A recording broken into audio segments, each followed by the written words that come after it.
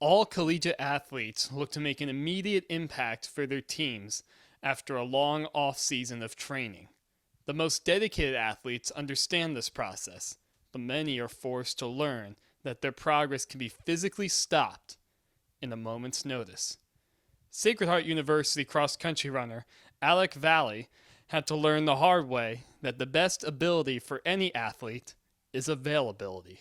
Towards the end of the run, I just tied up and my calf, I felt like I heard something pop in my calf and it didn't feel good at all. And some of the guys saw me and that's when I knew that I did something worse than I should have done.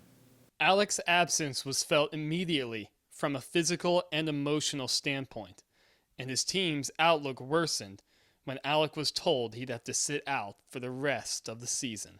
He was training hard, and me and him were second and third on the team, and we were looking forward to having a good season, and unfortunately he got hurt, and I didn't want to really admit that he would possibly be out for the season, so I was always hoping he would come back for maybe NECs, but you know, he was an important part of the team, and losing him definitely hurt. Alec helps the team out with his presence because he's very positive and enthusiastic about the sport. He loves to run, he loves to race. So I think that's hard for any athlete when they're really into their sport and they end up having to sit out for a while.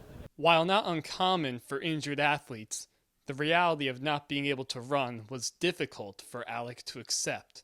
Not being able to do the one thing I loved every day and seeing all my teammates being able to do it was really heartbreaking at first. And I remember the first track workout they had after my injury. It was really heartbreaking. I still can feel all the emotions coming. I just was watching them all run. Even though he couldn't run, Alec did all he could to replicate his training by using a bike. He committed to whatever it took to come back as strong as possible. Bike after lift, then bike at practice, and if we didn't have lift, he'd bike at some point before practice, and then bike during practice, and he'd be on the bike when people were already leaving practice, so he was definitely working hard through his cross-training even when he couldn't run. Thanks in large part to patience and an intense rehab program, Alec was finally able to start running after a 4-month layoff. In just under a month, he was able to race again.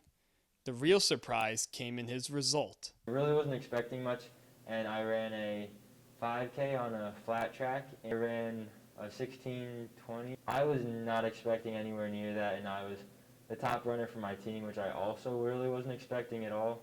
He's finally getting credit for everything he did when he was hurt that nobody else would see. The following weekend, Alec ran under 16 minutes in the indoor 5K for the very first time, showing that a strong commitment to recovery and alternative modes of training can keep an athlete in the right physical condition.